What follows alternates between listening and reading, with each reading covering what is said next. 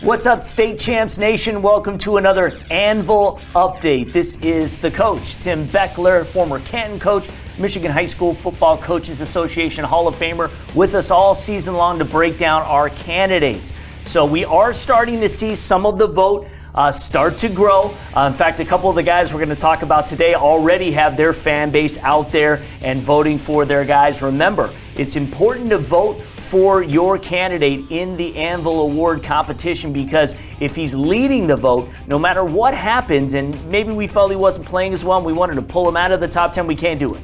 The fans keep the top vote getter in throughout the competition, and if you win the vote, you're automatically in the Final Four. So that's great when it comes down to the end of the season. And then, of course, if you are into the Final Four, you then automatically have a 20% chance over everybody else to win the award, since you are the people's champion. So that's how it goes with that. We encourage each and every one of you to vote and get your people, get your friends to tell them to vote for your guy. All right, so Coach, a couple guys that we want to get into, a couple big guys, well celebrated, some highly recruited guys, and they hope to make big impacts this year. Yeah, Ali Saad from Dearborn, defensive tackle. He's committed to Minnesota. He's 6'4", 255 pounds. He's not a typical big D tackle. He's not a big gap plugger. He is a speed agility guy. He's got a great first step. He has a great get off, but he's also really good with his hands. And he's, what I mean by that, offensive linemen are trying to get their hands on him. He's very quick with the bat and the rip, or the bat and the swim move, and he just runs plays down.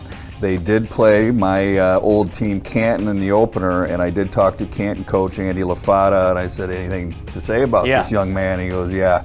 He absolutely kicked our butts, and he's the most physical player I've seen in the last 2 years. So interesting thing is, I had a chance to see him this past week. He got injured in the second half, and I think it was more of a precaution. They didn't play because the game was starting to get out of reach anyway, as they played a very good Livonia Franklin team who was just bringing it that day.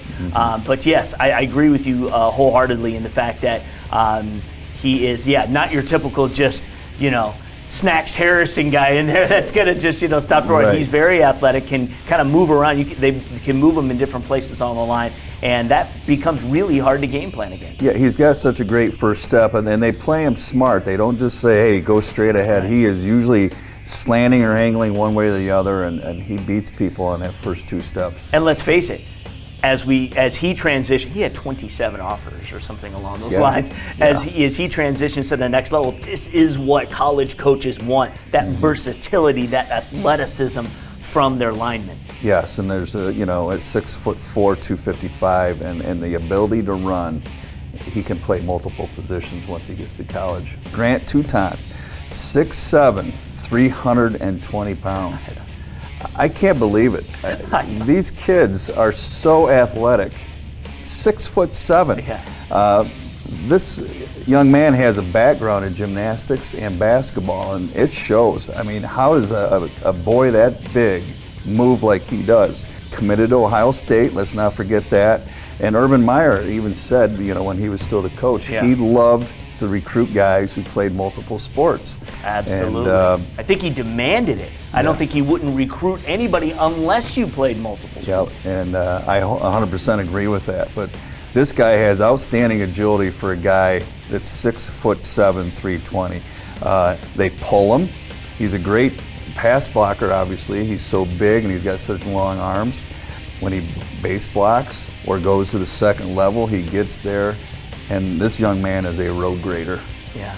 I'll tell you what, if anybody's got a link of Grant Toutant performing gymnastics, I want to see it. Me too. Because that is a feat in itself. But, on a serious note, and getting to the science of where these athletes now are developing, especially the ones that we're talking about here, which, will be playing at the next level, that flexibility and those things, it's so important.